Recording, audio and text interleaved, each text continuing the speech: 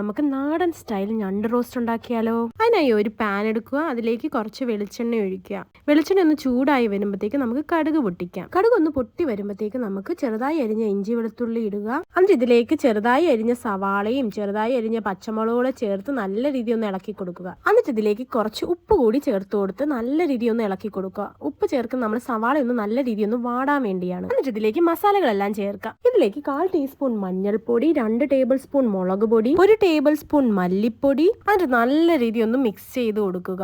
എന്നിട്ട് ഇതിലേക്ക് 1/2 table spoon കുരുമുളക് പൊടി കൂടി ചേർത്ത് നല്ല രീതിയിൽ ഒന്ന് ഇളക്കി കൊടുക്കുക. മസാല ഒന്ന് മൂത്ത് വരുമ്പോഴത്തേക്ക് ഇതിലേക്ക് നമുക്ക് വിനാഗിരി കൂടി ചേർത്ത് കൊടുക്കാം. എന്നിട്ട് നല്ല രീതിയിൽ ഒന്ന് ഇളക്കി കൊടുക്കുക.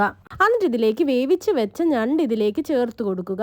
എന്നിട്ട് നല്ല രീതിയിൽ ഒന്ന് മിക്സ് ചെയ്ത് കൊടുക്കുക. മസാല എല്ലാം ഞണ്ടിൽ പിടിക്കണം, അതേപോലെ നമ്മൾ മിക്സ് ചെയ്ത് കൊടുക്കണം.